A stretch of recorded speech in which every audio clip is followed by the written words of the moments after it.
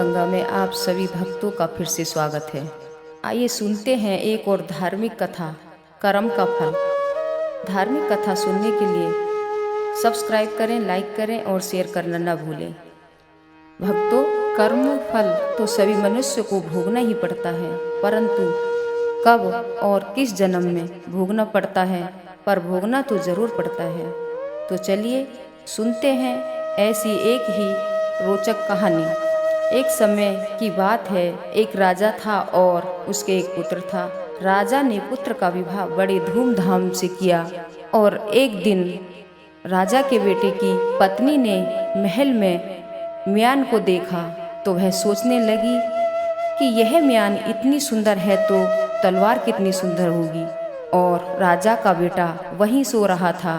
रानी को तलवार देखने की इच्छा हुई तो रानी ने म्यान से तलवार निकाली तो वह हाथ से छूटकर राजा के बेटे की गर्दन पर जा गिरी और गर्दन धड़ से अलग हो गई।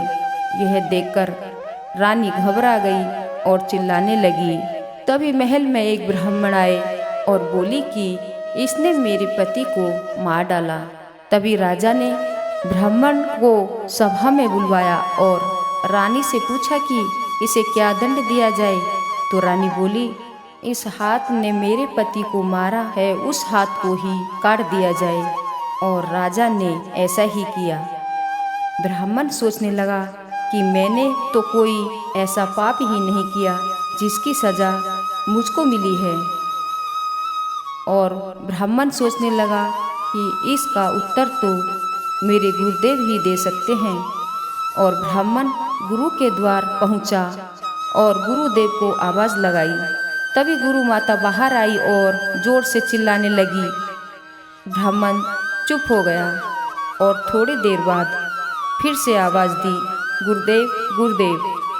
तभी गुरुजी ने ब्राह्मण को अंदर आने को कहा तो ब्राह्मण बोला, गुरुदेव आप तो इतने शांत स्वभाव के हो, पर माता इतना क्यों चिल्लाती हैं।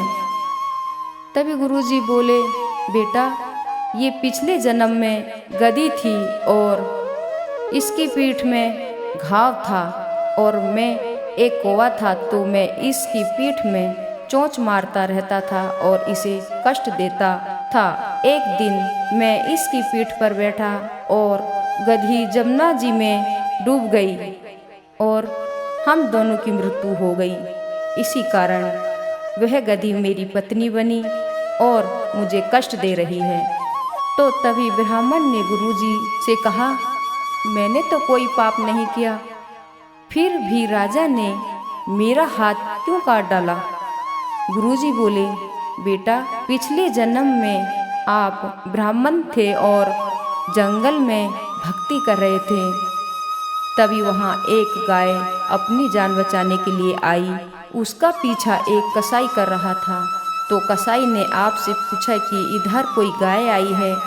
तो आपने हाथ के इशारे से गाय का पता बता दिया।